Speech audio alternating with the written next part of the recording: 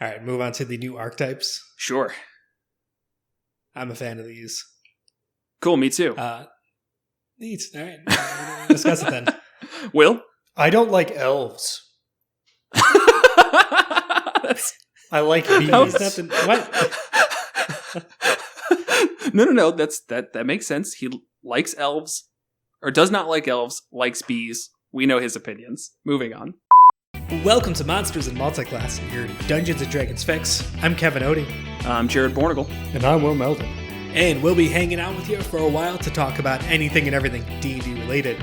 This episode, we're taking our first look at the brand new book, Tasha's Cauldron of Everything. Specifically, we're doing a real deep dive into all of the ranger changes, the optional class features, new subclasses, and everything. It's like a 2-hour long discussion, so buckle in. There's a lot of detail. So, pull up a chair and stick around for a while.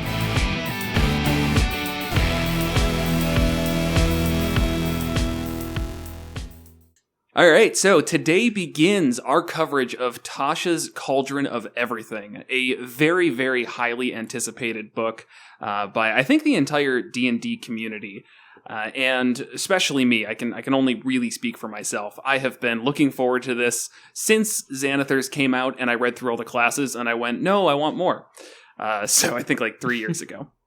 The first thing that we're going to talk about in this book is going to be the Ranger class features and the new subclasses. The Ranger has been a class under heavy scrutiny since it released in the Player's Handbook, especially the Beastmaster subclass, which this gets a couple changes to. But the Ranger as a whole has just been a weird class in 5th edition that people have thought it's underpowered or maybe just doesn't really fit the way that people actually play at the table. And so some of these class feature variants are hopefully going to address that. So I have had the time to read through these. I'm sure Kevin has as well. And I get the feeling that Will is looking at them for the very first time. So instead of giving our usual first thoughts on the general gut feeling of the multi-class, is there anything that you guys want to say just about Rangers and how they've been, how you have felt about them? And there, I think I can start with Will. I think people give them way too hard of a time for totally justified reasons, but they're fun, and every time they're at the table, they suck a lot less than I anticipate. I think people are just easily disappointed. And they've got a lot of the weird traps that we've talked about so many times. It's like, oh, I'm an Arctic Ranger who specializes in hunting feral furbolgs. It's like none of that's going to happen at all. So we can just ignore that section of your character sheet. It's just a little disappointing, and this new stuff kind of does have an answer for it. I think there's two big problems with the Ranger. A lot of the core stuff is very, very specific, like favored terrain, favored enemy. If you're in a type of campaign where it's not really predictable about where you're going to be, it's not coming up much. It's kind of this whole core of the class, which is just gone. Also, that pushes it into an archetype that is really, really specific. For a character to have a favored terrain and a favored enemy is like looking at a really specific, narrow type of Ranger. And I think it's probably the most out of any of the classes out there. Most other classes kind of gives you more flexibility on who this character is and their background and all of that stuff, where Ranger really kind of forces you into it. And a lot of times, like, for instance, if you're the Monster Slayer Ranger or Monster Hunter, whatever it's specifically called, having a favorite terrain as basically being a Van Helsing type's a little weird, and like you kind of make it work. I played one of those and I just sort of pinned it on and never talked about it ever again. Also, then the other big issue with those things, such as like favorite terrain, it just negates an entire pillar of D&D, the exploration pillar. It's like if you have a Ranger, it's not like exploration becomes more dynamic and cool. It's just like, oh yeah, you just don't need to roll any of that, and we're just going to skip it now. That was a fun class pick. Which is generally skipped at the table anyways. I know there's a lot of tables who do enjoy the aspect of getting lost, but that's something that I think is probably ignored at more tables than not, because the idea of travel is already, it can get into that filler territory. which you don't really want too much of. And then once you add Getting Lost on top of it, unless the DM has something prepared and like the getting lost is actually fun, then I feel like very often it's just totally glossed over or it's a total drag. So I don't think the Rangers really help too much there. It's, again, just like you're getting rid of the pillar. That said, when we had a Ranger at our table, I did try to at least incorporate those things in, just to like remind them that their class is helping in some manner. But that was something that I really only added to make their class features feel worthwhile. It wasn't as much about it actually affecting the gameplay. It's like, oh, well, let's talk about how you might have gotten lost had you not had the Ranger. But realistically speaking, if they weren't there, just would have moved on. Mm-hmm. Oh, and a third really bad thing, the entire Beastmaster subclass. The entire Beastmaster. Which sucks that it sucks, because it's like, it's kind of, I mean, it's such a classic archetype about the little Ranger who has the pets and they fight together and as a unit. I mean, it's every RPG ever has some form of that. And they just completely botched it. Yeah. Like, every single time we have a Ranger multiclass, we just skip talking about Beastmaster. Unless it's something funny. It just doesn't work. If it's something funny, then we might bring it up. You can do some super funny things with it. It's just not fun or good. So over the years, there's been a lot of attempted fixes at the Ranger, like official ones too. You had the revised Ranger as a UA, but they made a point to say this will never officially be released because we don't want two versions of a class. And then there was another version where it was not the revised Ranger, but like the redone Ranger or something like that. I don't know. Ranger remix. Basically, yeah. And those were better. Those were definitely better. They still had some of the core issues of, like, if I remember, they really tried to hold on to favorite enemy and favorite terrain, which just doesn't really fix those core things. And then the Xanathar's subclasses helped a lot too, because those were kind of a power level higher a bit. Yeah. So those kind of made up for some of the shortcomings. Yeah. They found out this really clever way of, sorry, I'm just talking a lot here, but they found out a really clever way of the variant options for and they do it for all classes, where if you want and you have access to this book, you are able to pick and choose some of these to replace the core things of each class. And that's, I think, a really good way to fix the Ranger without compromising their stance of not wanting two separate releases of the same class out there, because that is admittedly very confusing. Okay, I'm done now. Okay, so yeah, then I guess let's just get into some of these class feature variants. So they changed things at levels 1, 6, and 10, and I think that's about it. But 2 additional spells, new fighting styles. Okay. You're right. Yeah, there's tons. 3, 4. This is 10. what that's what I get for trying to pick a number. Right. So the first thing is at level 1, Deft Explorer. So this replaces the Natural Explorer feature that gives you your favored terrain, and I think, just favored terrain for that one. And so what this does is instead you get the Canny ability at level 1, where you can choose one of your skill proficiencies, and your proficiency bonus is doubled for any ability check you make that uses the chosen skill. And you can also read, speak, and write 2 additional languages of your choice. So I like this right off the bat. Just it definitely gives off a Ranger vibe, and it also lets the Ranger take nature as a skill and get their proficiency bonus doubled, so that they don't need a high int as well. I think that's one thing that always feels super weird is you get these classes like Druid and Ranger that are like really well equipped to be good with nature checks, but then they just suck at them because they're like, actually that's an int skill most of the time. So wait, nature's intelligence? Yeah. Jeez. And that shows how much it... Yeah, exactly. We try and use it, yeah. Because that even comes up in our current game with the Furbolg Druid that we have, and it's like, hey, make a nature check, and it's like, oh, I've got +1 to that. And that's just from proficiency. I have +3 to that. Okay. And it's just from proficiency. Right, and you spend your entire life out in nature. And I understand that the point is that it's supposed to be like your nature is your knowledge of nature, but it's besides the point. I like this ability. It doesn't make them feel like they're stepping on the toes of other skill classes like the Bard and the Rogue, but it still gives them the ability to be good at something they want to be good at. Right. It's like expertise light. Instead of 2 expertises, you get 1 and then additional languages. Exactly. And I also like how it's a lot more open-ended. This could fit a lot of character concepts where a natural explorer favorite terrain is kind of a lot more specific. Yeah, definitely. Because if you, as you said, that Van Helsing type character, which definitely fits a ranger, they probably wouldn't need nature because that's not the type of ranger that they are. They want religion. Perfect. Take it. Be good at it. Right.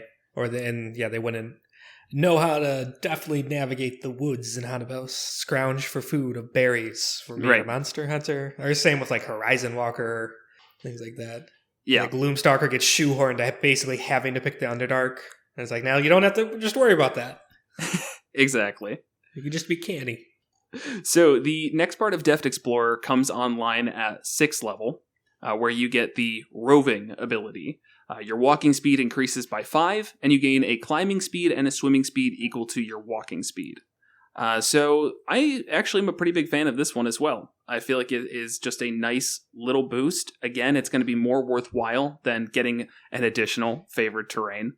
And on top of that, the climbing speed I think comes up more than swimming speed. But in our recent games, I've noticed that having a climbing speed as a 1-to-1 to your walking speed really does add a lot to your battle maps, where you can just get this verticality that is otherwise ignored entirely. Swimming speed is also important to note that when you have a swimming speed, suddenly all the bad things about being underwater kind of go away. That's true. Right, it doesn't that even negate the disadvantage on attacking with like slashing weapons and stuff? Yeah, there's a category that's still affected, but I think it just matters if you have the speed. Yeah, and then from a kind of character concept, this plays well into the Rangers. They are skillful, they're athletic. Yeah. And I'll say I may have a overwhelming knowledge of multiclassing in 5th edition, but every time swimming comes up, I will have to look up the rules. Basically, it's difficult terrain. And then you have disadvantage on like slashing. Yeah, and like bludgeoning damage. Yeah, and like the range attacks. Is reduced on ranged attacks, except for like the crossbow. Crossbows are still fine. And tridents. Yeah, it's like a whole. Yeah, it's a whole thing. Yeah, I think piercing damage is not a disadvantage because you just stab through the water. Yeah, spears, tridents, rapiers. Okay, you're making it. You're saying it like you're presenting it as if like, see, it's not that complicated, but like, It is. You just have to pierce the water. There's kind of a lot there. Yeah, to the point that I'm gonna have to look it up every time it comes up. Yeah, that's totally fair. All right, next up is Tireless, and this comes in at 10th level. So as an action, you can give yourself a number of temp HP equal to 1d8 plus your wisdom modifier. You can use this action a number of times equal to your proficiency bonus and regain all expended uses on a long rest. In addition, whenever you finish a short rest, your exhaustion level, if any, is decreased by 1. So, I mean, after every single one of these, I think I'm just going to be saying I'm a big fan of that. Yeah. Is it better than getting another favored terrain, Jared? So my only issue with this is that the fact you have to spend an action to get some temp HP back, I think is way, way too much. This would, in my opinion, fit much better as a bonus action, similar to the second wind ability that a fighter gets. Yeah, that was my exact thought. A full action is a lot, to the point where it's really almost not worth it in combat, I think. Mm-hmm. Because like you're sacrificing your action to get temp HP, and it's not so much where it's going to matter. Like you give up giving damage to the thing hurting you to get 10, 11, 12 HP on a good roll. No. And like, I mean, on a very good roll, sure. Sure. Yeah. Sorry, yeah. Oh, yeah, if you have +5 and roll like a 7 or 8. But realistically, as a ranger, I'm sorry, you're just probably not going to have 5 to wisdom for a very long time. Because your first expectation is to go like dex or something like that. So maybe you've got wisdom at 4, 3 even at 10, hopefully higher.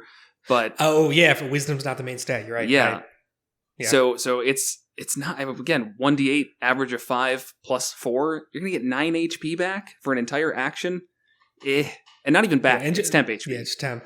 Right. Which if you're in that situation where you really need that, you're just So you give up your action, you're going to keep that thing around longer because you're not hitting it.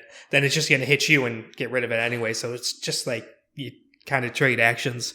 And at 10th level, there's a really good chance it's going to be hit you for more than 9 or whatever you could recover. I really only see that coming up as a before battle, as a prepared thing, because it lasts forever. Yes. Because like you wake up and do it, and then in between battles you do it, and you just kind of go in a little bit bolstered, I guess. That's right. The second portion, though, you can get rid of exhaustion on a short rest. I really like that. That's unique. Yes. To 5e. I'm not seeing that. And exhaustion is one of those things where it definitely doesn't come up all the time, but it comes up enough, and when it does, it is annoying. Like, exhaustion is pretty detrimental. At first level, you have disadvantage on every ability check. Just right away. I mean, that's bad. And then being able to just take a short rest and get rid of that is really great. And also, again, plays in well to just kind of the ranger archetype of the athletic, the persistence.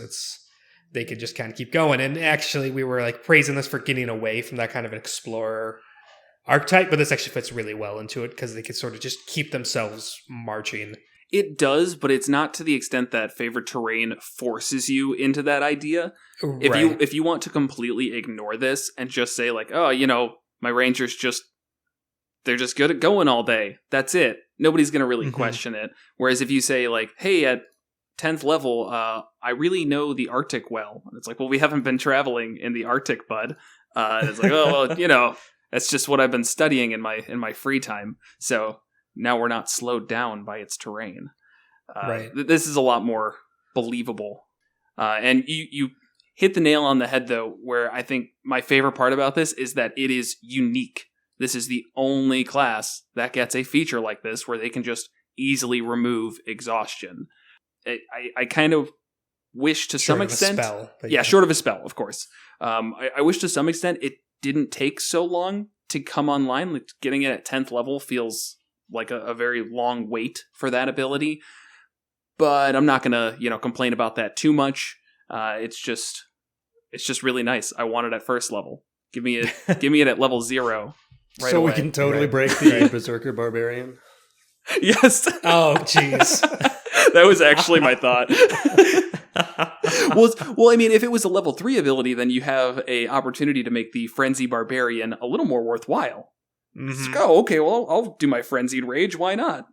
Right. But, yeah. it's 10th level. Not going to work. Unless you go 10 levels in Ranger, and then 10 levels in Barbarian. Come on, guys. Level 20 builds. No, bro. Sure. 10 levels of Ranger, why? With this new stuff, it would not be terrible, actually. I would, yeah. Like a Barbarian Swarmkeeper. Ooh, all right. Well, you go Barbarian, and your Swarm are little mini bears. No! New subclass section, Kevin, after we finish these optional styles. We'll get to it. You go Barbarian, and then you get bees as your Swarm. And you just constantly have honey. You're just eating all the time.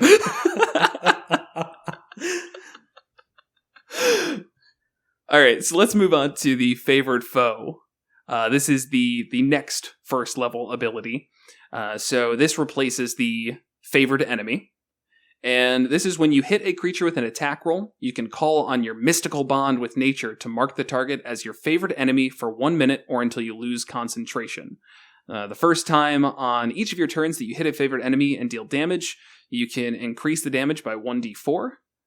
You can use it a number of times equal to your proficiency bonus and regain all uses on a long rest. And the damage goes up to a d6 at 6th level and a d8 at 14th level. So this is kind of the replacement for Hunter's Mark, or not even replacement, just... Yeah, the baked in, which we've definitely talked about before, where it feels like the Ranger needs that sort of baked in Hunter's Mark, so then you can build additional features and boosts to it. Right. I think this falls flat, though. I think it's better than favorite enemies, except for with really specific character concepts where, like, you want them to be, for RP reasons, really good at killing a certain enemy type. For all the other Rangers, yes, I think this is a better pick. But in any situation where... It's the concentration that kills it, that this requires you to concentrate. Yeah, in any situation where you, as a Ranger, are willing to use up your concentration slot to deal additional damage to an enemy, I would rather just do Hunter's Mark than this. Yeah. I've played Ranger, we've had a handful at our tables, and I've never really seen spell slots being the limiting factor. Like, Rangers just aren't really running out of spell slots much. And that's really all this has going for it. Favored foe over Hunter's Mark is it doesn't take a spell slot. Otherwise, it's just for 1 minute, and I'm pretty sure Hunter's Mark gets longer if you keep upcasting it. Yeah. Yeah. It starts as a D4, where Hunter's Mark is a D6. This one cannot be transferred to different enemies, where Hunter's Mark can. And this one only applies on the first time you do damage, where Hunter's Mark is on every weapon attack. Yeah. The only benefit is you get it at first level. This is honestly more a benefit to multiclassing into Ranger than it is anything else. Because if you were a fighter and you took a 1 level dip into Ranger, then since it scales with your proficiency bonus, you may be able to add 1d4 damage to everything you do. You know, that's not really like a good sign for the class. That's just like a overall notice that, hey, 1 level into Ranger might be better than it was before. Okay, whatever. Sure. I mean, they get spellcasting at 2nd level, though, right? Yeah. Yes. So you might as well go 2. Well, no. Totally. Don't do that, though. Go 1 in Warlock. Hex is identical and better, arguably. Yeah. But the 1 level dip, you do make a good observation for multiclassing. As a 1 level dip, if you have a class that has 0 real estate in the concentration territory, like fighters and rogues, for instance, it's a free D4, I guess. I don't know. Yeah. It's not very good, but it's not bad. Yeah. And then now you could also get canny and fighting style, or nope, that's second. That's level. 2nd level, yeah. Right. I don't know. Yeah, it's not terrible. Yeah, I think that they were a little bit afraid with because the UA, one of them at least, again, it's hard to keep them all in mind, but one of them gave you a concentration-free Hunter's Mark, maybe once per short rest, something like that. I don't know. I feel like that would have been a little bit better of a direction to go. This does feel a bit weak, and I get the feeling that once you are in the mid-levels of Ranger, you're just going to go with Hunter's Mark unless you run out of spell slots. And as you said, Kevin, that just doesn't happen that much. Mm-hmm. So this plays into making Rangers having more spell casting, because, again, they're not going to focus just on Hunter's Mark, but I don't think Rangers really need to cast that many spells. Right. Anytime I've played one or seen one, the fight kind of internal fight about what you want to do is based on what are you going to concentrate on. Right. Not how many spell slots am I going to use. Right. Because Rangers have that kind of, you cast 1 spell for the entire counter and then you're concentrating on it. It's not burning through a bunch of spell slots. No, I mean, you're absolutely right. Anyone with concentration is a thing that is extremely valuable that you don't want to be wasting on shit like this. Even if it being free does not help its case. Yeah, and the fact that it caps out at 1d8 per turn is just not that impressive at 14th level. Mm-hmm. I don't know. I feel like there was a big disconnect in making it only once per turn. And with Hunter's Mark always being cast as it is, would it have really broken it to say just every attack gets this added damage in the same way that Hunter's Mark does? Something that has been a main class feature, even if not, baked in to the Ranger since the beginning of time. Does that break anything, adding a little bit more damage? No. So I think that was a miss. That was a big miss.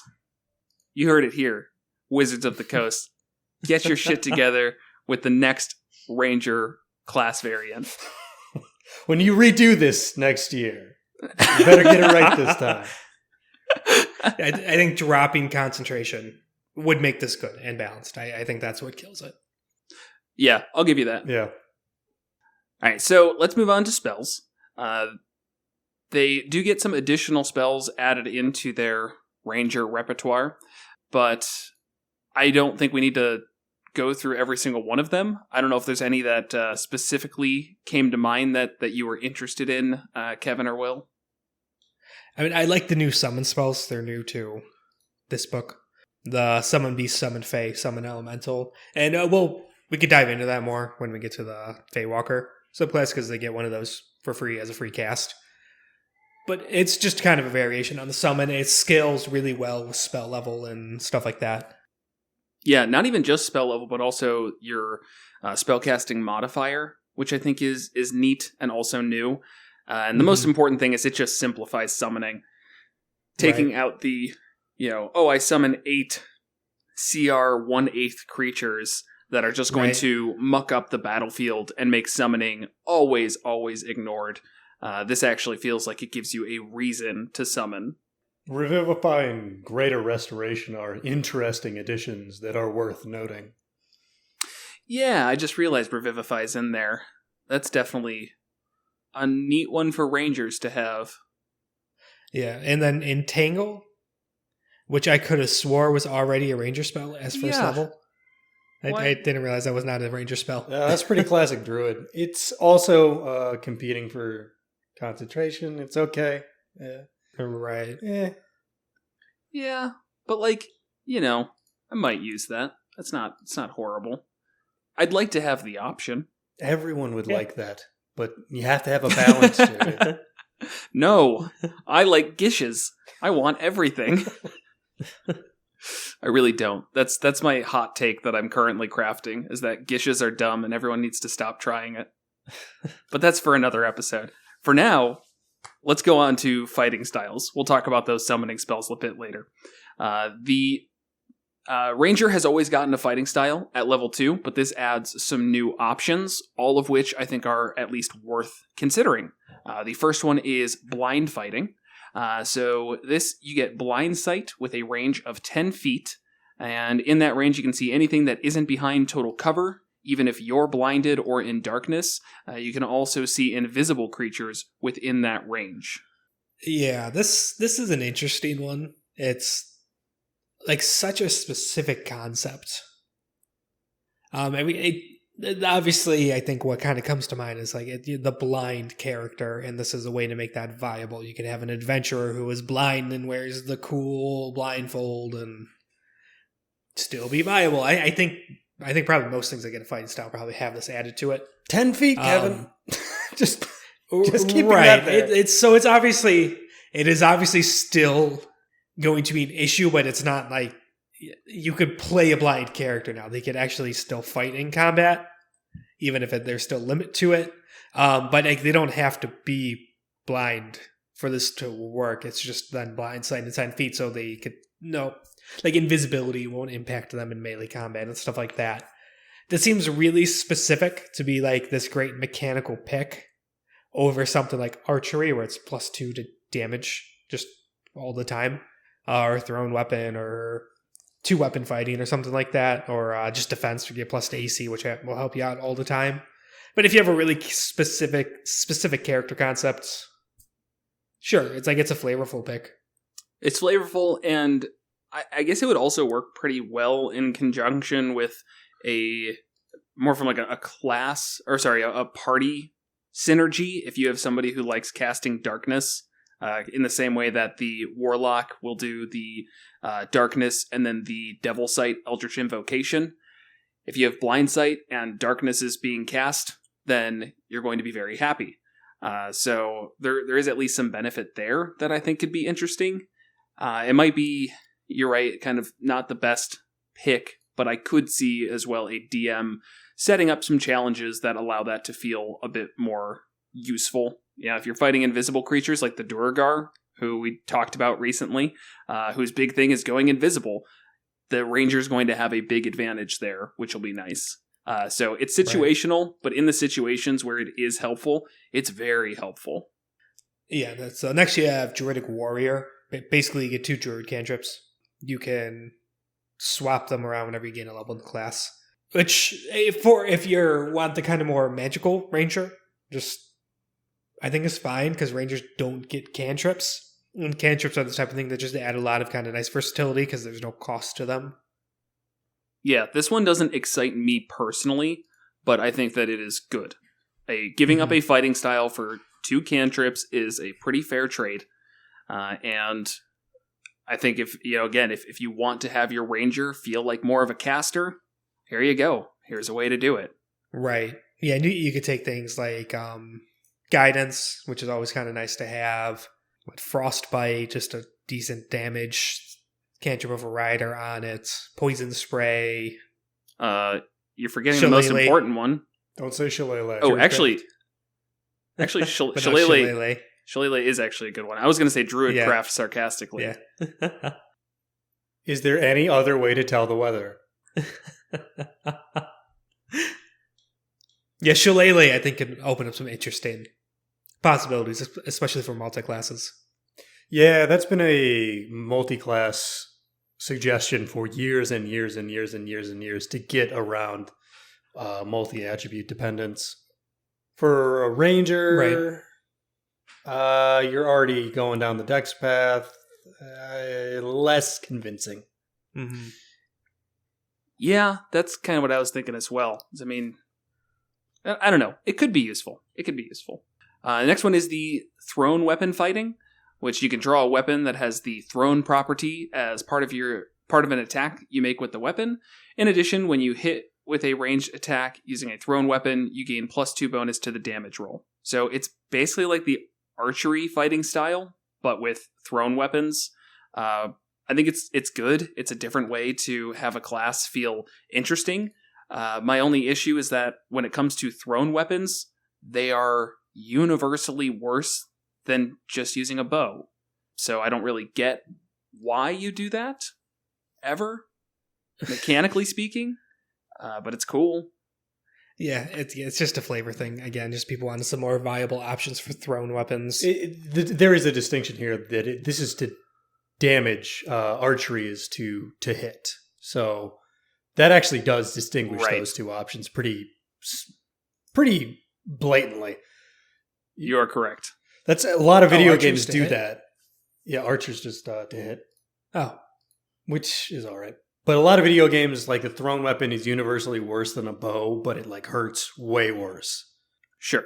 And I mean, I get that because we're talking about shooting an arrow, which is a tiny little arrowhead, at high velocity, of course, or throwing a knife, or throwing a hand axe, which is actually going to be your best bet. Or a straight up spear. Or a straight up spear. Javelin, trident. So hand axe rangers are now a perfectly viable build. Yeah, that's kind of neat. I like how they added in how drawing is part of the attack, so it gets around the issue of attacking with extra attack with thrown weapons. Yes. And then if you have an artificer in your party, they have some new invocations, which I'm sure we'll get to in a later episode, dealing with thrown weapons and things like that. Or they might even be old invocations, but I know they have a thrown weapon invocation. Like a returning weapon or something like that. I think they have. We'll get to it, I'm sure. Or that might be the Fist of the Power Armor. I don't know. There's probably some cool multi-class in there, and we'll get to the bottom of it. Just not right now. We're not prepared. Please. No. It's a really big book. There's a lot in here. Yes. This came out basically 24 hours ago at the time of us recording this. Those are the three fighting styles. I think they all do add something, at least. I'm pretty happy with them, even if they're not like the most new, obvious meta picks. They feel middle of the road, which is really the best thing you can ask for. Right. And they all have some flavor baked in, which is nice. It's more interesting and fun than like +1 to AC because I'm good in armor.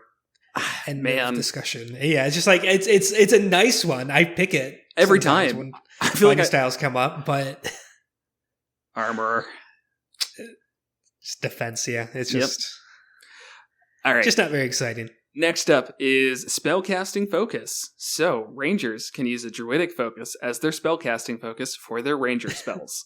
Next is primal awareness, is replacing the 3rd level ranger feature. Primeval awareness. So that one was awful. Everybody actually forgets about that ability because of how bad it is. But at 3rd level in the PHB Ranger, you could just spend a spell, 1st level spell, in order to see if certain enemies are in the area. You would not get a number. I believe you'd get like a direction of where they're at. I think it's binary, dude. Yeah, I think it's, are there these things yes or no? Yes or Yeah. no? And so it's like, yeah, this feature doesn't reveal the creature's location or number. So, within a mile of you, or up to 6 miles if you're in your favorite terrain, are these things Ooh. around? Yeah. So that was, I think, up there as one of the worst class features in 5th edition. Second only to the Paladins one that's very similar to like, oh, you can detect if those things are within 100 feet. Right, but that one's free if I remember. Yes, Or yeah. up to charisma modifier. This one is Correct. literally a spell slot. You could actually cast it at higher level spell slots to have it for 1 minute per spell slot. It will last. It's like, yeah, let me blow my 5th level spell on this. Horrible. To get 5 minutes. Just horrible. Just knowing put if that they in your head, exist. though, because think about what this is. It's within a mile radius of you. Yeah. And then 5 minutes. Like, what distance are you traveling? What distance are they traveling? Do you expect that to change? It actually just becomes a math equation because you just start like triangulating it where you start somewhere, you go 5 minutes south, and then you go 5 minutes north. A mysterious and you number see, of like, zombies in a mysterious location, neither of which that you know is approaching at approximately 6 miles per hour from... Well, I can't tell you that. I say, yeah, you don't even know that. Yeah. You can if you triangulate it. The DM has to The triangulate best all you this could stuff do- to tell them, yeah, there might be zombies somewhere within the 6 mile radius. Yes. The best you could do is like start walking in one direction and see if in those 5 minutes all of a sudden it says, oh no, there are no more within your 1 mile radius. That Right. you have a sense, okay, it's probably the opposite direction that I walked from. That's actually a good point. You could use this to triangulate. Yeah. You use all your spell slots, Yeah. casting it in various That's what I'm saying. locations. So then you walk until you don't see them anymore. You mark that spot, and then you walk until you don't see them on the other side. Mark that spot, and then you just. This is so dumb. All right. It's the point is it was worthless. It was beyond worthless. And any time that it was useful was when we misinterpreted the effects. Right. Because I remember using it where it's like, oh, you know the exact number. And it was like, oh, okay. In one of the rewrites, one of the UA rewrites, it did that. Like you knew like where they were and how many. Like it almost like showed up as like a little mini map radar thing or something. Sure. That had its uses. Yeah. But I think this is a lot better. Because it recognizes that this is 3rd level. And at 3rd level, you don't need something strong from the base class because you're getting your subclass, which is usually a pretty defining level. So what you get is this, Primal Awareness, and you just get to cast a spell for free once a day, or per long rest, without expending a spell slot. At 3rd level, that spell is Speak with Animals. At 5th level, you get Beast Sense. 9th, you get Speak with Plants. 13th, Locate Creature. And 17th, Commune with Nature. Yeah, well, I mean, they're just added to your known spells, but don't count against the list. And then, so you can also still use your spell slots. Each one of these could be cast once a day for free. Correct. And then beyond that, you could also use your spell slots. Thank you for the clarification. Yeah. And I think these are just good spells that you probably don't want to worry about casting. I mean, like, Speak with Animals is neat. I think getting it once a day for free means that you're going to use it a little bit more. Yeah. You're going to go out of your way to find opportunities to use that ability. Same with Beast Sense. I mean, I think that's a great scouting spell, where you just find a beast, see through its eyes for a little bit. Neat. I mean, it's right. Not as great as Find Familiar.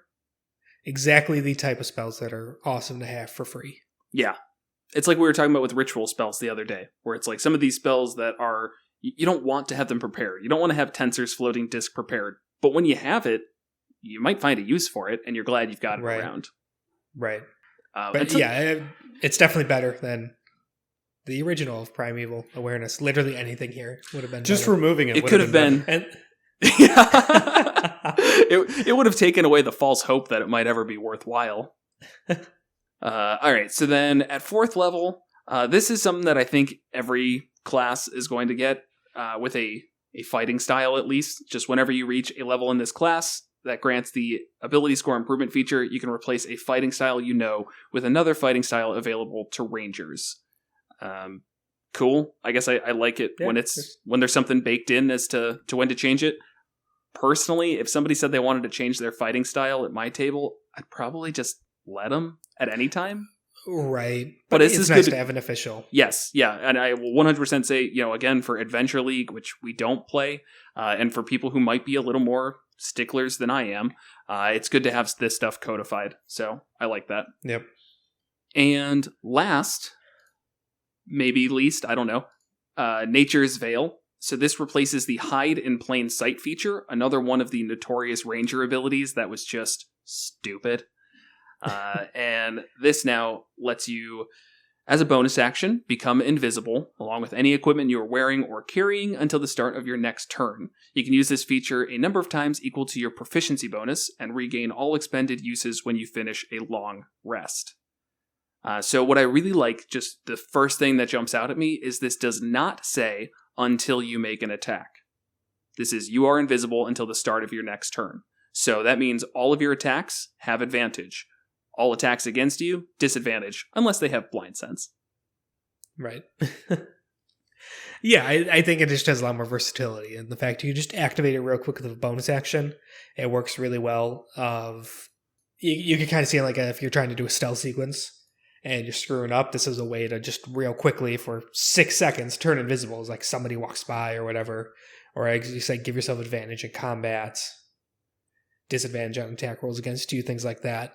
And definitely a lot better than the original of Hide in Plain Sight, where you have to take a minute to disguise yourself and then stand unmoving against a surface camouflaged in, and then you have +10 to stealth checks. You know that situation that comes up in every D&D game. Right. I feel like somebody was watching Lord of the Rings or reading it, whatever, and the part where they have to get underneath the elven cloaks or whatever and stand completely still for a bit. Is somebody saw that and they're like, that should be a ranger feature, and they're like, what? But it's literally a magic item. Yeah, that's already I in know. the game. I know. Yes, I understand that. No, this is more like Rambo, Predator, Kevin. Yeah, do you remember the stuff? The ultimate, Predator, the climax of Predator. Yeah. He covers himself in mud to hide from the thermal vision, aka a +10 in stealth. Why did we always go back to Arnold Schwarzenegger? Because they're coded into the books, Kevin. Right? Someone there's a big Arnold fan. The 5th edition was actually just based on Arnold Schwarzenegger movies. I did. Compared to Hide in Plain Sight, it's the same deal of the Primal Awareness, where they could have taken it out and it would have been a step in the right direction. But I think this is actually useful. This will get use. This makes 10th level feel like more than a dead level. And also at 10th level, just to keep things in the broad scope here, is we also get the 1d8 as an action heal or temp HP from the Deft Explorer feature. So the tireless. Yeah, tireless. And remove exhaustion. Exactly. So 10th level now feels pretty cool, whereas before it was, oh great, another favored terrain, and I guess I can hide in plain sight. So I have a minute to prep. Yeah. And do not move at all. And no one else in my party needs to hide either. Right. Because you know what else gives everybody, your entire party, +10 to stealth? Pass Without a Trace. Right. A third level spell? Yeah. Which rangers get. Yeah. That's an awesome spell. We definitely get tons of use out of that when someone has it. Amazing spell. Very, very good. So I guess if you wanted to do that and hide in plain sight, sure, I guess you're really stealthy. But why?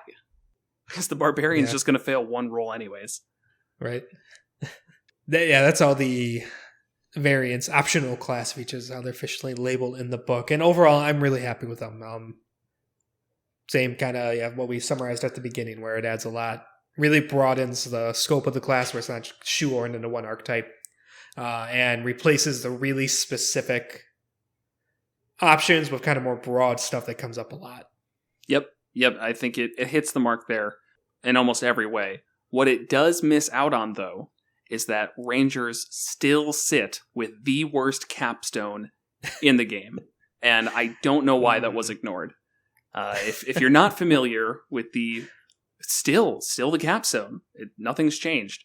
They get to add their wisdom modifier to 1 attack per turn on their favorite enemies Foe Slayer at 20th, yes. You become an unparalleled hunter of your enemies. Once on each of your turns, you can add your Wisdom modifier to the attack roll or the damage roll of an attack you make against one of your favorite enemies. So how does that even work when you don't have favorite enemies now?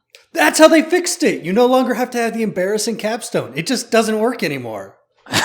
No, it's a favorite foe works with the Foe Slayer feature. So it means whoever you tag as your favorite foe and is getting the 1d4 damage, or at that point 1d8 damage. Well, now it's just complicated. Also will then get the wisdom. That's still so it just adds on to it. Like, yeah. Bad. It's a little better because you can.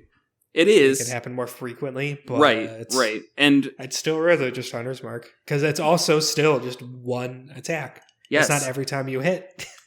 Maybe in the next Ranger class variant. Right.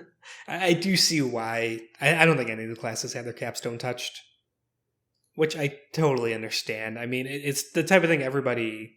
I disagree. It's so bad. If it was go ahead, because nobody uses them and never comes up in play. It's like it is limited on what they could fit in these books, and every single thing they add takes up resources. Someone needs to think about it. They need to brainstorm it. They need to write it. They need to iterate on it. They need to play test it.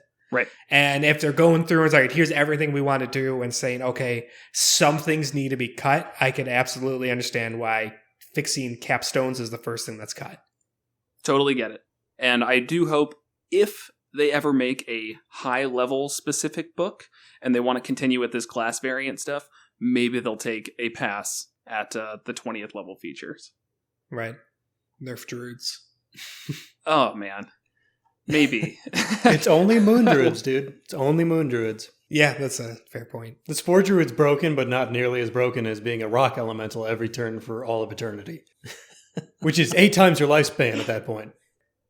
Oh, interesting. Okay, so I just wanted to look, because what other features do Rangers get after 10th level? So what was untouched? We get the Vanish ability at 14th level, where they can use Hide as a bonus action, and they can't be tracked by non-magical means unless you choose to leave a trail. That one's pretty good. I've actually always liked Vanish. I think hiding as a bonus action, even though it's a 2nd level rogue ability, you don't need that much more at that point. You also get a favored enemy, though, at 14th level. And there's nothing changed there. So favorite foe goes up in damage dice at 14th. Instead of favorite enemy. Okay. Yeah. Just, 1d8 is what you get there. Right. Still better than favorite enemy. Still better. You're right. And then Feral Senses is at 18th level. So when you attack a creature you can't see, your inability to see it doesn't impose disadvantage on your attack rolls against it. You're also aware of the location of any invisible creatures within 30 feet of you, provided the creature isn't hidden from you and you aren't blinded or deafened. And not blinded. Okay, let's say that kind of steps on the toes of blind fighting. At least a little bit, to the point that I would probably consider getting rid of that fighting style at 19th level. If you get up there, sure. Yeah, again, if you get up there.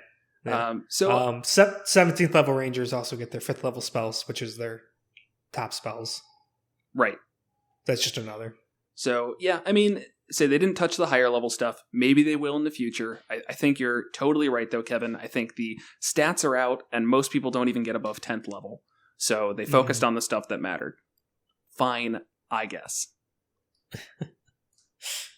All right, move on to the new archetypes. Sure. I'm a fan of these. Cool, me too. Neat. All right, we'll discuss it then. Will? I don't like elves. I like bees. What? No. That makes sense. He likes elves, or does not like elves, likes bees. We know his opinions. Moving on. All right, so the first one is Fey Wanderer. Ooh. These... They're not even elves. Like, it's nowhere does it say these are elves or related to elves, other than the elves are loosely connected to the Fey, maybe. I'm not even 100% sure on that lore. Yes. They come from the Feywilds, but that's, it's not important. Yeah.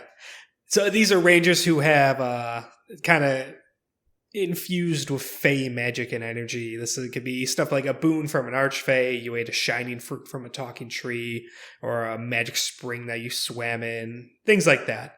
Which right away kind of sounds like it steps a bit from a role-playing perspective on the toes of the archfey warlock. but I do think there's a key difference. This is kind of more like a one-time event, sort of more like a sorcerer in a sense, where the Archfey Warlock is quite literally packed, and there's that whole relationship aspect that's really big. It just happens to you, and then the energy grows in you as you level up. Yeah, I don't mind that this steps on the toes of Archfey Warlock because the classes are so very different that I don't think it matters at all. Right. It's totally fine. It's like saying that a druid can't have a subclass that focuses on bears because of the bear totem barbarian. It's like, I mean, they're different. No, for sure. It's that said, this subclass for me, I just don't care. And maybe it's because I just don't feel like much joy from the Fey as a whole. Like that just section of D&D lore, I don't really care about that much. But I think it's a neat character, and it definitely fills a niche that the Ranger did not have before. I personally will never play this. No? I just don't. That's it. I just purely from opinion of, it just doesn't interest me that much. It's not bad, though, mechanically, so we'll get to it in a second. Yeah, I like the idea that kind of magically infused Ranger sort of takes it a step further. And they're not so much like the hardened protector of the wood. They're kind of Fey infused, and they're whimsical and quirky, and I think a character could be fun. Sure, I'm sure people could have fun with the character. Yeah. They're just wrong. No, not at all. Not at all. We're at the point where there are, I mean, probably close to, I'm not going to say triple digits. I don't know how many subclasses there are, but there's a lot. Probably 5,000. Probably, maybe 6. Some of them just aren't going to land. This one doesn't land for me. Yeah, no, that's fair. Mechanically, go on. That's exactly what I was going to say, mechanically. Oh. You want to say it at the same time? Go ahead. Yeah, mechanically, I think they are solid. Though maybe not the most interesting. It's just kind of like solid boosts. So they're pretty front-loaded with 3 different things at 3rd level. First is Dreadful Strikes. You could augment your weapons with mind-scarring magic drawn from the gloomy hollows of the Feywild, which sounds really cool, but it comes out to once per turn. You could do a new 1d4 psychic damage on your hits. And increases up to 1d6 at 11th level. Yeah, and so that's nice. This is also kind of another sort of baked-in Hunter's Mark. Definitely a lot better than Favorite Foe, because this has no cost. You're not concentrating on it. It just happens. One thing to note, it would stack with Favorite Foe as well. So you could get 2d4 or 2d6. Yeah, really good class just right out the gate damage-wise. And psychic damage is awesome to do. Very few things resist or are immune to psychic damage. I think constructs, maybe, or just anything that isn't really alive usually doesn't take psychic damage. But that's okay. I mean, when it comes up, it's more interesting than anything. I like that. Yeah, and it's nice because this just happens when you hit, you could deal it, and that's always nice when there's no rolls for it, or only up to your proficiency bonus, or something like that. So just a nice solid boost to their damage. And it is only once per turn, just to say that if we didn't. Right, but the fact that it doesn't cost you a single thing, I'm okay with that balance. For sure. You could also Hunter's Mark with this too, so it's... Oh yeah, that's a good point. Yeah, so it's just good. Yep. Actually, it almost seems to outclass the Monster Slayer ability, which was, I'm pulling them now, Slayer's Prey, which you also get at 3rd level. As a bonus action, you could designate one creature you can see within 60 feet of you. The first time each turn that you hit the target with a weapon attack, it takes 1d6 damage from that weapon. Lasts until you finish short rest or long rest. It ends if you designate a different creature. So as a bonus action. So it takes your bonus action, and then again, the first time you hit, it does 1d6. So they're really, really similar. Right. I guess it is kind of balanced, because it starts out the gate at 1d6. This is 1d4, but it's psychic damage, which is less resistant, where the Slayer's Prey is... I would only rather this just because I feel like the bonus action is almost always going to be taken up by your Hunter's Mark or your... I keep forgetting it. The Foe Slayer, yes. Yeah. It's just going to be taken up by that favorite foe. It's going to be taken up by that first turn. So not competing with that and just getting the damage right away seems like a bit of a benefit in comparison, even if the damage is better from the Monster Slayer. Right. Yeah, and actually then the Monster Slayer, as it goes on, you get augmentations to that where you get like a supernatural defense, you can get advantage on various things, and you can add 1d6 to your roll on saving throws and stuff like that. So right. It adds some riders. So they're really not comparable, actually. Just only at third. Yeah. Well, it's all that matters. Nobody goes more than 3 levels into Ranger. So. So after that, they get their Fey Wanderer magic, also at 3rd level. So they learn some additional spells, and I think it just doesn't count against their known Ranger spells. They don't get any of these for free, or casting them for free, but they get at 3rd level Charm Person, 5th level Misty Step, 9th is Dispel Magic, 13th Dimension Door, and 17th Mislead. All fitting in with that Fey Trickery style. Yeah, free spells. Again, not in spell slots, but just, you don't have to pick them. They're just added to your list, and that's not always nice. And I mean, all these spells have their uses. It's not like in every single encounter thing, but especially, except for Misty Step, which later on it's really good, but we'll cover that when we get to it.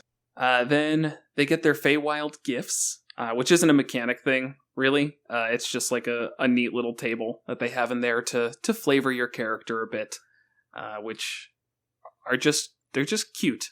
So the best way I can describe it. It makes your character adorable. You want some butterflies fluttering around your head when you take a rest? Here you are. Right. You just smell like cinnamon, lavender, nutmeg, or another comforting herb or spice. Yeah. How lovely. Fresh seasonal flowers sprout from your hair each dawn. Yeah. It's great. I have no complaints. I think Will's having convulsions. I would not travel with this person in a combat scenario. I want you to smell like the opposite of a warlock. Death and blood and hatred. Great. Okay, so then next up is the Otherworldly Glamour, still at 3rd level, so a lot front-loaded into this class. Your Fey qualities give you a supernatural charm. As a result, whenever you make a charisma check, you gain a bonus to the check equal to your wisdom modifier. In addition, you gain proficiency in one of the following skills: deception, performance, or persuasion. I love this. I think this is really cool, and I want to see this maybe I don't want to see it in more classes, but I'd be okay with seeing this in more classes, as it lets the Ranger step into a party face role, potentially, without needing to get charisma up really high.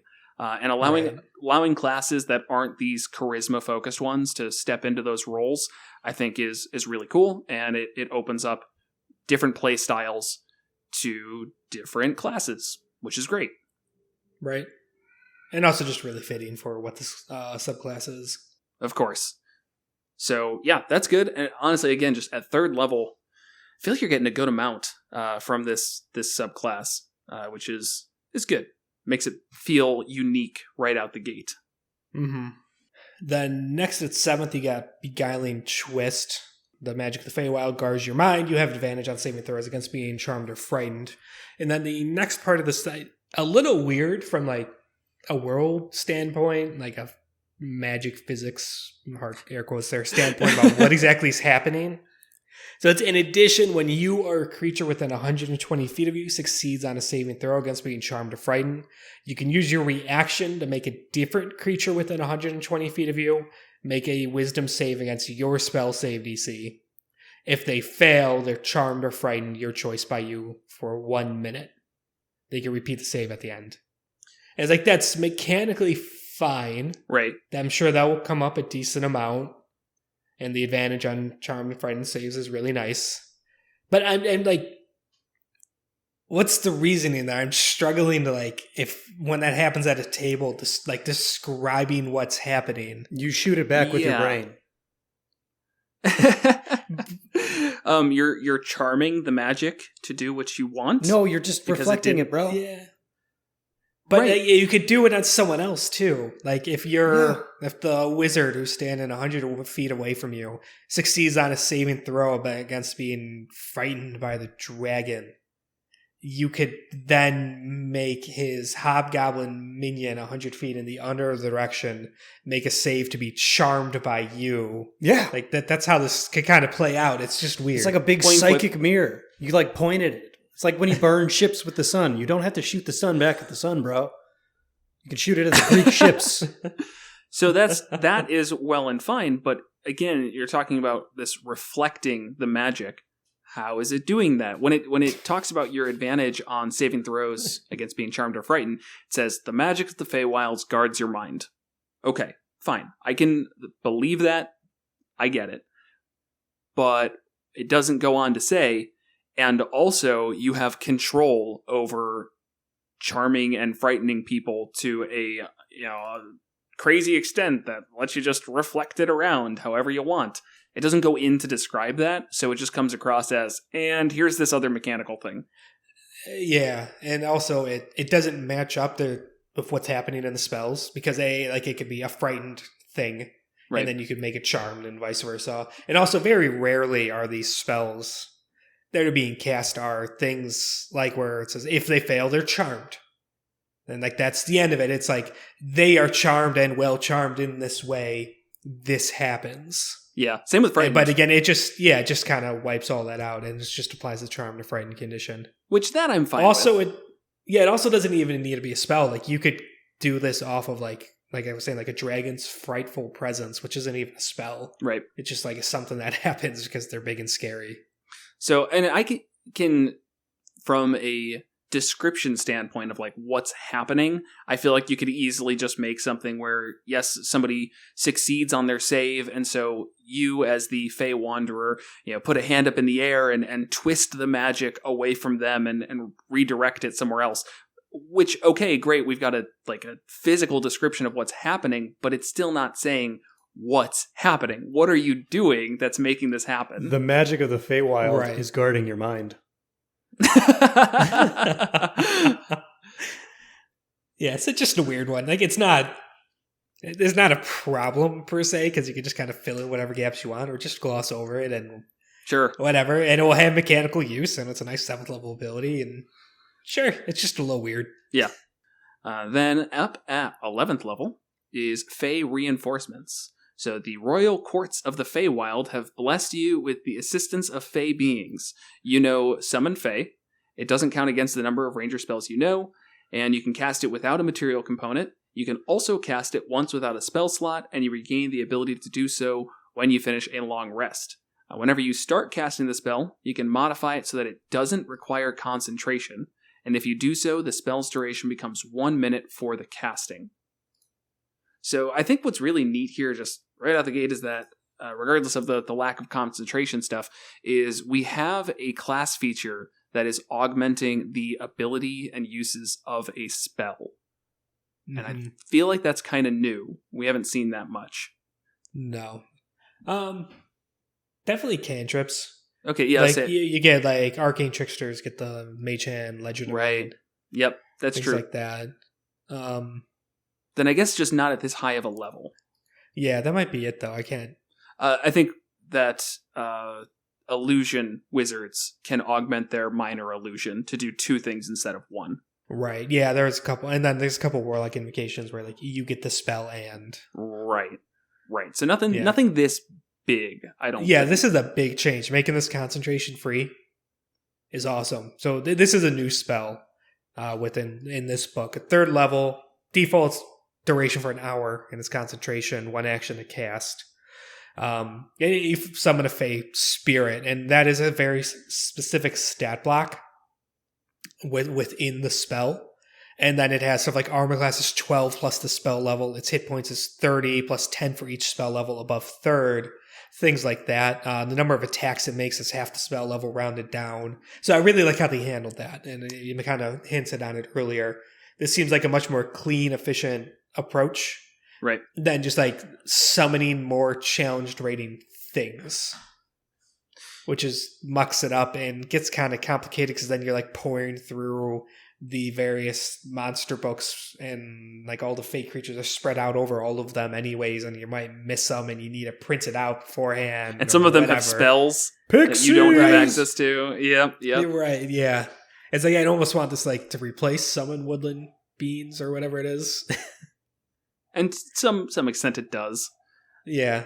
And also when you cast this, you could say, what's the mood of this Fey Spirit? Is it fuming, is it mirthful, or is it tricksy? And that also impacts some of its bonus actions that it could do. Yeah. And also, even better, compared to the original Beastmaster stuff, which luckily is now fixed in this book, it does not take your entire action to command this thing. Yep. It actually takes no action. It just goes immediately after you and evades your verbal commands, no action needed. Yep. Just overall, just great. Simplified just about everything. Right. The only thing that I don't want to say dislike, it's just complicated. The stat block itself is a bit of a mess. There's a lot going on, and I don't think it's something that you can still just pull up and immediately jump into. You'd have to make little marks on it. Right, and like I'd almost want a printout or something on the side that says, hey, when I cast it at 3rd level, I get this. When I cast it at 4th level, I get this. Because I can very easily see upcasting this to 4th level, so that way you can get your multi-attack and actually get 2 attacks from it, as well as really just about everything goes up. The damage goes up.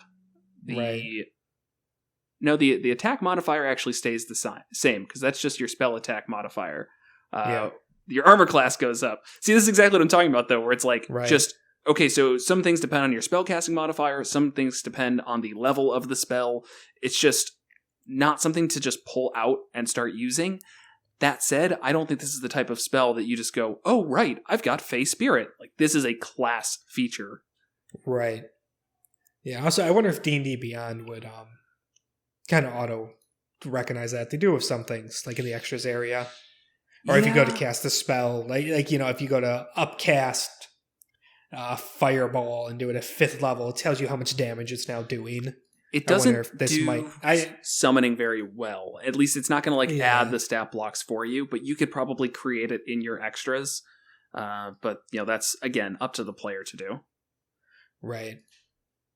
And we don't need to dive into the stat blocks specifically. I recommend to look it up. Again, it's just a cool spell. There's also Summon Beast and Summon Elemental, which follow the exact same things, just different spell levels. This thing hits hard. And it's short sword attack, so it's your spell to hit, it's your spell attack modifier to hit, which is fine. And then it is 1d6 plus 3 plus the spell's level and piercing damage plus 1d6 force damage. So if you cast it at 3rd level, it does 2d6 plus 6. That's pretty good. Yeah. And then if you cast it at 1 level up at 4th, it gets a multi-attack. And so each attack's going to do 2d6 plus 7. So then you get 4d6 plus 14. And it's like, you don't even have to command it to do that. It's just... and it gets some cool bonus actions. Yeah, and like its health is decent. It will be... I might argue 40 with that. health. 40 health. It's okay. At 4th level. The health is probably the only thing that just... 17 AC. Well, it would need to be cast at level 5 to get 17 AC. It's 12. Oh, yeah, 16. 12 plus never mind. Yeah. level. I can math. The HP at a base of 30 for a 3rd level spell, I think that's fine, but pairing it with the fact that this is a, once again, 10th level ranger or was it 10th level or is it 11th level? 11th level class feature.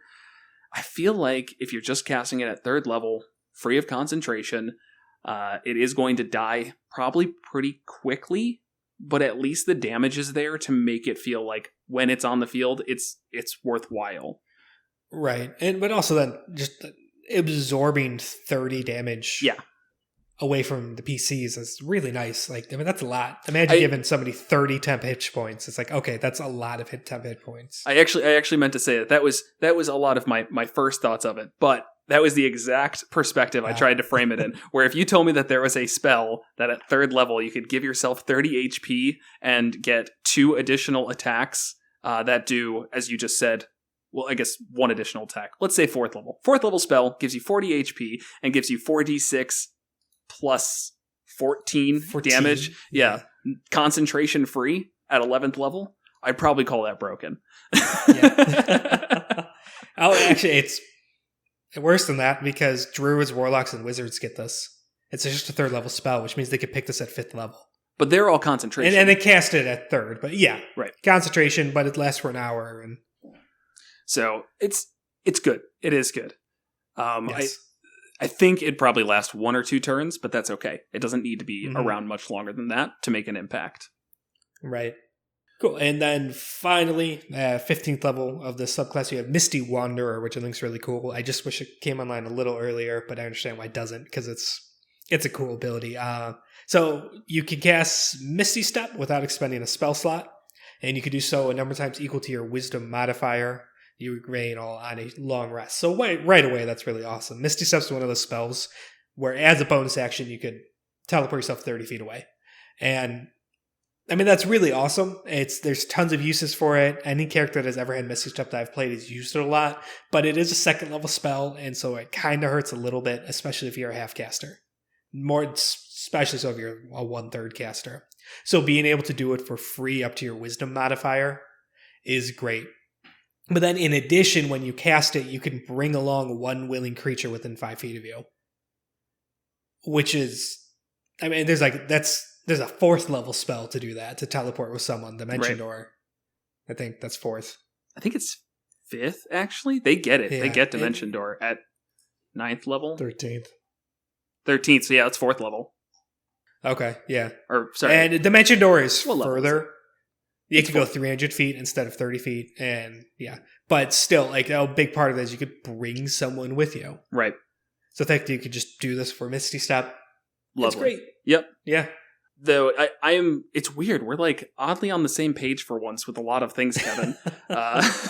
Normally doesn't happen. I said the exact same thing, or I thought the exact same thing, where I really wish that this came earlier. In fact, I would probably like if Fey Reinforcements and Misty Wanderer were switched, and maybe Fey Reinforcements, instead of giving you 1 free casting at 3rd level, maybe 1 free casting at 4th or 5th level. And make that a 15th level ability.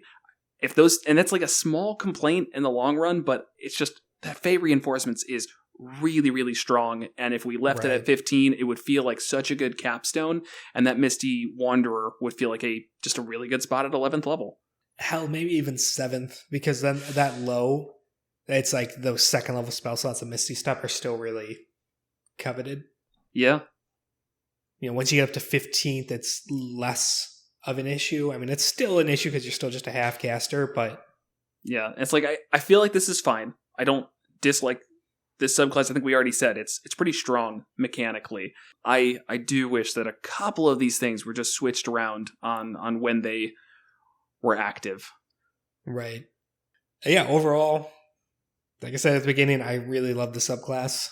I mean, I understand not being a huge fan of the flavor, but I like that too. And then mechanically, it just sounds like it'd be interesting. And actually, I'm redacting something I said at the beginning about mechanically it's solid, but it's not that fun or interesting. And that's really just that kind of initial like Dreadful Strikes thing. Right. It's just as interesting and flavorful as any other subclass. I'm not sure why I had that stuck in my head. It's solid. I like it. It's fun. I might play one of these in the future. Cool. You're more than welcome to. I just have to, if you're playing it in my game, I'll just have to figure out what the heck a Fey being is. Right. Stop making me world build, Kevin. Right. It's just elves, dude.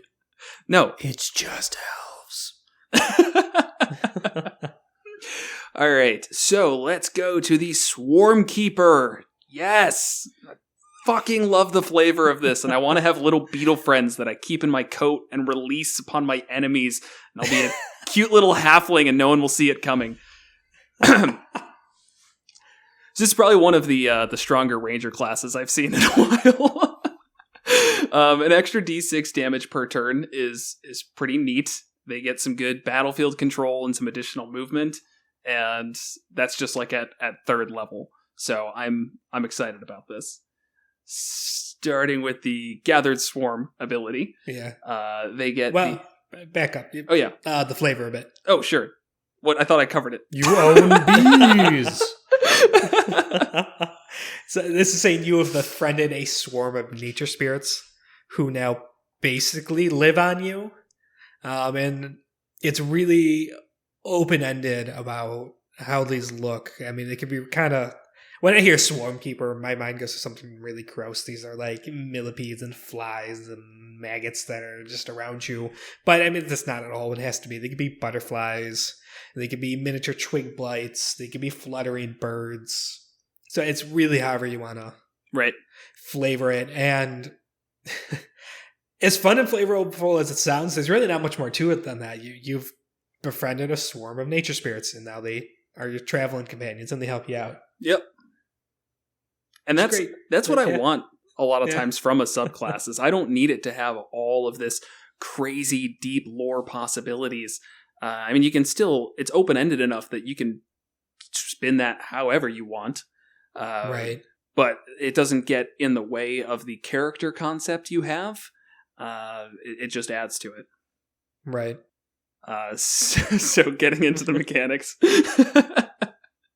The first thing is Gather Swarm at 3rd level. Swarm of intangible nature spirits has bonded itself to you and can assist you in battle. Until you die, the swarm remains in your space, crawling on you or flying and skidding around you within your space. You determine its appearance, as said. Once on each of your turns, you can cause the swarm to assist you in one of the following ways immediately after you hit a creature with an attack. So first is the attack's target takes 1d6 piercing damage from the swarm. Another option is the attack's target must succeed on a strength saving throw against your spell save DC or be moved by the swarm up to 15 feet horizontally in a direction of your choice. Or you are moved by the swarm 5 feet horizontally in a direction of your choice. So I love that just because there's options. Even if moving people around isn't the one that you choose all the time, you always have that 1d6 damage to fall back on. Yeah, another kind of sort of baked in Hunter's Mark type deal. Yep. Which is awesome. And again, would stack with Favorite Foe or actual Hunter's Mark. And things like that. And again, just like the first thing of the Fey Wanderer, these just happen. You hit, and it applies. Except for the one where you could push them. They may need to make a save, but you could choose to not have that happen. Right. And I really like that. 15 feet is a pretty significant amount of movement. I see a lot of use out of that. Pushing people away from your squishier friends or just moving something away from you if you don't want it to be so close. It also doesn't have a size limit. It never does, man. Oh, geez. Yeah, so you can go ahead. Like our gargantuan ancient red dragon. Most likely they're going to succeed the strength saving throw. Or they're not going to care because it's like, sure, I'm 15 feet back, range but is 30 I've got a feet. range. Right. But still, you can do it, and that's cool because that means that your little beetle friends are going to grab the Tarrasque and just drag it back 15 feet. I kind of picture they like push itself under its feet, and then like it gets propped up like, a couple millimeters off the ground, and then it's just like it's on like a moving walkway and escalator just backwards. Is these poor little beetle spirits just strain like hell to move this thing. Yes, that's great. In terms of you can move yourself 5 feet, my take on that is that would not provoke an opportunity attack. That'd be really dumb. That's kind of the big benefit. Yeah. So that's kind of the big benefit. You could attack, have the swarm move you back 5 feet, and then use your movement. Right, because you're moved by the swarm, as it specifically states. Right. And if you're moved by something else, you don't provoke an opportunity attack. I forget the exact wording on that, and I probably want to... I remember there was like a sage advice in a Jeremy Crawford tweet about how you need to use your action, reaction, bonus action, or movement under your own volition. Okay. To provoke an opportunity attack. So that's why something like Dissonant Whispers will, because it forces you to use your reaction to run away. And there you go. This one doesn't use any of that. It's just... Right. Just happens. Okay. Perfect. And that does get stronger later, which, we'll get to. But also at 3rd level, you get your Swarm Keeper magic, where you learn the Mage Hand cantrip, if you don't already know it. And when you cast it, the hand takes the form of your swarming nature spirits. And I'm really glad that they baked this into the class, because I feel like with all of the things you can do with your swarm, if they were like, oh yeah, you can't use it as a magical hand, people would be so upset. When I say people, That's a I do really good mean point. me. It's like, just be like, well, I can do all these crazy things with my swarm. Can I just like have it go grab that for me? Nah, no way. Can't figure it out. So Right.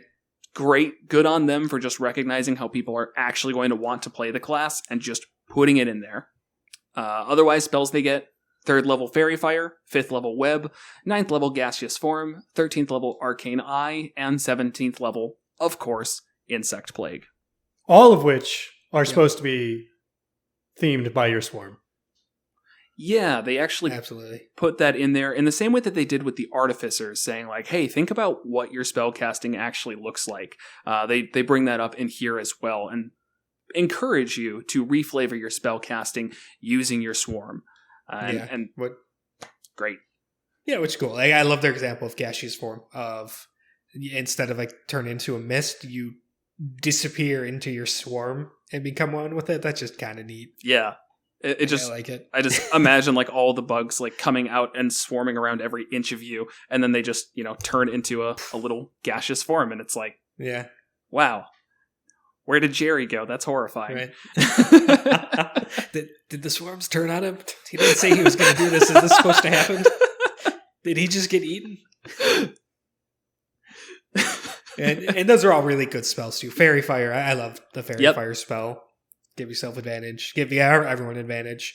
Web has its uses. Yeah, Gaseous Form, Arcane Eye. I mean, you're getting pretty high there, but Yeah, my only, I won't say issue, is just these are all concentration spells. So, yeah. as again, with the Ranger, you're going to be fighting with that a little bit. Yeah, I would say these guys have less of a reason for wanting to cast Hunter's Mark every single time. Yeah. Because of they could just add 1d6 anyways. It's not as good as Hunter's Mark because it's not an every attack, but especially pre-level 5. Actually, it is pretty much just as good, but yeah. So, freeze it up a bit. Yep. Then next up is Writhing Tide at 7th level. You can condense part of your swarm into a focused mass that lifts you up. As a bonus action, you gain a flying speed of 10 feet and can hover. The effect lasts for 1 minute or until you're incapacitated. You can use this feature a number of times equal to your proficiency bonus and regain all of your expended uses when you finish a long rest. Fly speed's always nice. Yeah. I mean, No especially, complaints on this one. especially for a ranger. I mean, you're Right. most likely going to be using ranged attacks. Maybe not. There's some martial, I'll say martial rangers, but besides the point. Works really well if you are doing ranged attacks, if you're doing cantrips, if you took that druid fighting style, and it's just neat. 10 feet is a little slow, but I think it's enough. It's kind of a lot Right. slow, but yeah, I think you're right. Yeah, for not being a spell slot, not being concentration, there's really no way to end this. Yeah. Best I could tell, you can't disrupt the concentration on the fly spell or dispel it or something like that. It just Maybe that grounding spell. I forget which one that is, but there's one that The anti-fly spell that no one ever has unless you really are mad at your flying players. right. it happens. It really does. Yeah. And doesn't that one have something where you don't take damage? You don't fall. You just slowly lower to the ground. I think so. I'd have to remember the name of the spell, and I can't even do that. So, Right. So then Earthbind. Yeah, you're right. Earthbind. At 11th level, you get Mighty Swarm. So your gathered swarm grows mightier. First off, the damage goes to 1d8 when you take the damage aspect when you hit. The second thing is if a creature fails its saving throw against being moved by the greater swarm, you can also cause the swarm to knock the creature prone. And then when you're moved by the gathered swarm, it gives you half cover until the start of your next turn. So first one, 1d6 to 1d8. Cool. Yeah, nothing amazing. Yeah. 2 extra damage on average, but hey, it'll add up. It's fine. Knocking a creature prone when you move them 15 feet? Awesome. Yes. Especially at this point, because you'll have extra attack. Yeah. And that's not just helpful for you, that's helpful for almost everybody on your team. Not anybody who's making ranged attacks, because that gives them disadvantage. But otherwise, really great to knock creatures prone. Yeah, being able to knock prone as part of an attack, Lovely. It is great. And because you have a lot of like battle master strategies built around that with trip attack and stuff like that. Because otherwise, you have to give up one of your attacks to knock someone prone. Being able to do it as part is awesome. Right. And then that last one of being able to get half cover when you're moved by your swarm. I do like that. I wish it was a little bit simpler and they just gave you +2 AC. Because if you get half cover, that means that things with sharpshooter are going to get around that and just do the damage. It's just more of like, I don't know why they went with half cover. It seems like it's just a little bit more complicated, and people generally forget about half cover as it is. I don't think that's like a big rule that everybody deals with. I mean, it also does help with dex saves, doesn't it? Yep. Oh, that might be a good reason for it. Okay, so you get +2 to your dex saves. Bonus to AC and dex saves. Okay, I couldn't think of a reason why they'd do it over the +2. That's a great one. It also makes more sense because you don't have higher AC. You're covered in bees. Half covered in bees. Half covered. Mighty bees. Mighty.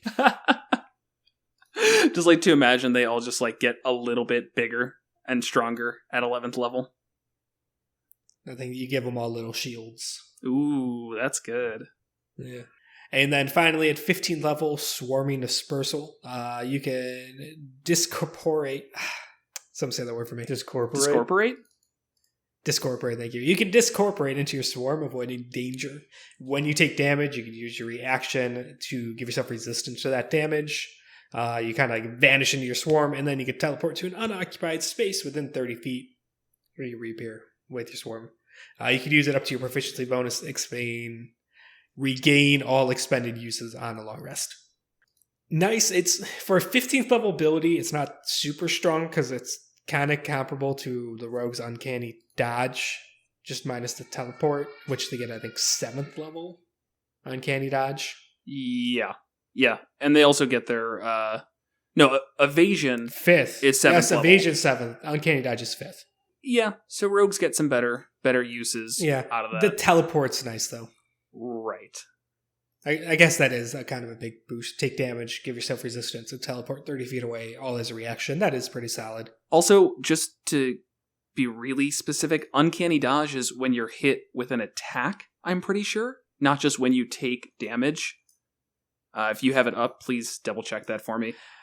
When an attacker that you can see hits you with an attack. Okay, so that's to have the damage. Very specific wording. That means a specific attack has to be made against you. Okay. With evasion, it has to be making a dexterity saving throw. Both of those features are better in their unique cases, but this one covers the most broad sense of taking damage. Just when you take damage, you can do this and get resistance to that damage. Right. That's true. More broad. And again, this teleport's super nice. Okay, yeah, it is pretty. And it doesn't solid. It doesn't need to be the rogue's ability. Right. That's what rogues are supposed to do. Rangers have their other stuff, so that's good. Right. Maybe they don't need them at the same levels. That's what rogues do. They step all over other class features that just dunk on nerds who thought being a monk would be fun. Every time. And I love the flavor and the imagery of this. How you poof into your swarm that flies you elsewhere. Yeah, it's like taking that gaseous form and just making it, I guess, instant. I like picturing you like turn into just this big mass of beetles that collapses into the ground with like a sword swing and then just spring up somewhere else. Yeah. Oh man, I could picture something that did that. Yeah, I want to say The Mummy. Mummy did that like 900 times, but that was just God, that movie had so many bugs in it. The Mummy. I actually watched both Mummies recently. And? How was it? I don't remember that. There was the beetles, the scarabs that like ate flesh, but I don't remember the mummy turning into beetles. Really? Well, maybe it was just sand for him. No, he didn't turn into sand? No, that was Spider-Man 3. He controlled sand. He didn't turn into sand. Yeah. Okay. You're thinking of Spider-Man 3. What was that then? I'm literally never thinking of Spider-Man 3. I can tell you without a doubt. Maybe there was an Arnold Schwarzenegger movie where he turns into beetles. We'll look into it for next episode. So that is the last of these abilities.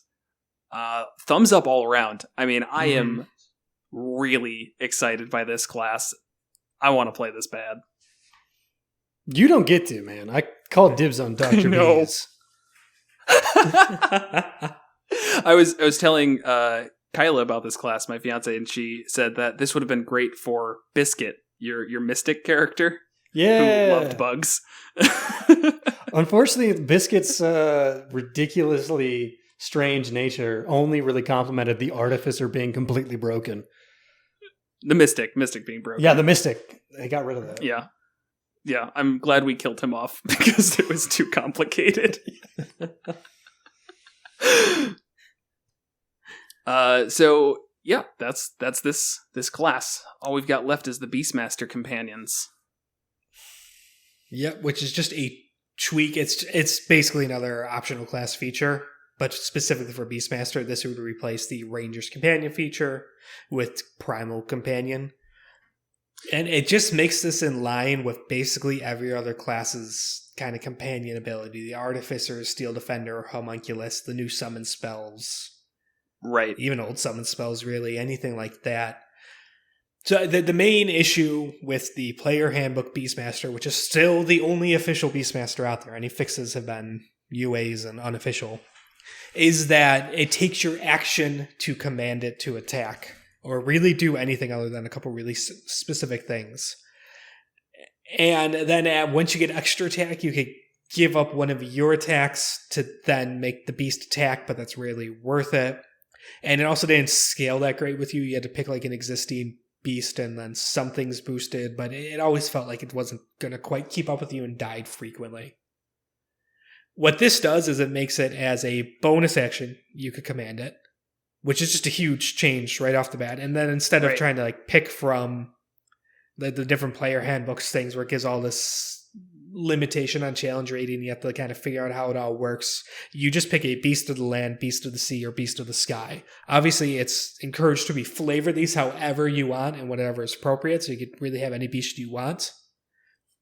But its stat block is much more streamlined, and it works a lot like the Fey Spirit. Like its armor class is 13 plus your proficiency bonus. Its hit points is 5 plus 5 times your ranger level.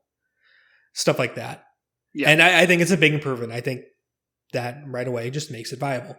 Definitely. As you said, the change to allow you to just command it with a bonus action is probably the most important part of this. But even the stat blocks are just better. You're going to have more HP. The armor class is going to be higher. It allows you to make your companion pick based off of what fits your character instead of what is kind of the meta pick of Beastmaster. You know, the ones with the higher AC and the higher HP. You just pick the one that makes sense for you. So I absolutely love that.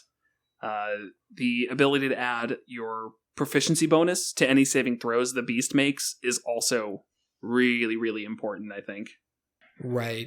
And its average damage goes up because now it's what is it? It's attacking skill and your proficiency bonus get added to the damage. So it fixed a lot. It really did. Right. Yeah. And you could, between the beast of the land, sea, or sky, you could swap it out on, I'm pretty sure, just a long rest. Yep. Yeah. So like if you know you're going to be in an underwater adventure for the day, get the beast of the land, or I'm sorry, beast of the sea. I don't know why. I was looking at land. Drown your bear. That's what was on my screen. And I like that it makes you feel like the Pokemon trainer character in Super Smash Brothers, where you can just like call out a different one. I don't know if you guys play Super Smash Brothers at all. So yeah. Okay. Well, one of them, I think the Wii version added the Pokemon trainer character, and you can like switch out for Bulbasaur or Ivysaur starters or Charizard. Yeah. So that's like what this feels like, is you have your set ones. Like, this is my land one, this is my flying one, this is my sea one. Right. So they also, if this thing dies, returning it back. If it's died within the last hour, you could expend a first level spell slot or higher, and it returns to light after 1 minute with all of its hit points. Yep. And I'm pretty sure the original, if the beast dies, you could obtain a new companion by spending 8 hours magically bonding with a beast that isn't hostile to you. Yep. So like that's terrible. Full. These things are going to die, and they do. I always forget that it's a beast that isn't hostile to you. So if you're like in some place that doesn't have any animals, now that becomes a whole ordeal, as you have to like find something to bond with. Even if you are in an area of animals and you're like, oh, I want a wolf, that would probably make a cool companion. And it works like, what are the chances are you're going to find one that's not hostile to you out in the woods? You're going to end up just taming cows and goats. Yeah, that's extra dumb.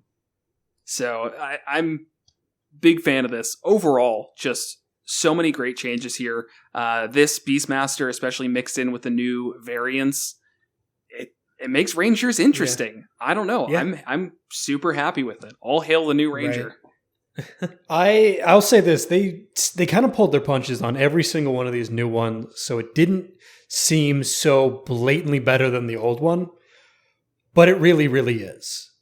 Like, we can pretend that this is like optional, but I wouldn't advise anyone take the old stuff. This is just better.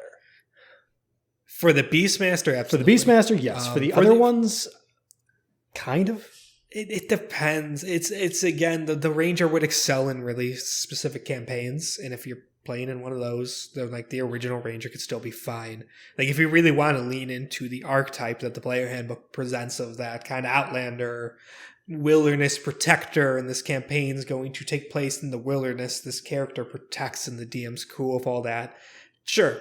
Go with favorite enemy, go with natural explorer and favorite terrain, and it'll probably be fine to get used. Any other situation, yeah, the other stuff's probably better. Yeah, and I guess that's really what was nice about them making it a variant. With 5th edition being released 6 years ago now, I think people are ready for there to be a bit more complexity added. If this was their initial fix, like 2 years after it came out, I don't think it would have been as well received. But people have had enough time to become really comfortable with the rules and such, and this was like a good way to change things up, give that ability to fix some of the obvious things that are broken without it feeling overly complicated. Yeah, overall, I'm really happy, and it makes me excited for the rest of Tasha's. I've had it all for one day, and so I've definitely skimmed other sections and checked like the armor subclass. I read that in detail from Artificer because who wasn't excited about that one? But right. Yeah, very excited to dig into it more now that we got more time. And you can bet we're going to cover all of them because that's what we do. Yeah. That's this is just the first. We haven't figured out our scheduling yet if we're just going to just blow through these in 4 months here. God, that sounds really long. But when you only do two episodes a month and there's 13 classes. I don't think all of them are going to take as long as the Ranger. Let me say Probably that. Not. Yeah. The Artificer is like a 5-minute... well, not 5 minutes. It's just one subclass, and that's it. Yeah. Or if we'll start peppering these in with the multi-classes. Sure. I don't know. We'll figure it out. But it's our show. Will definitely... Yep. Yeah, you can't tell us how to do this. Not looking for feedback, guys.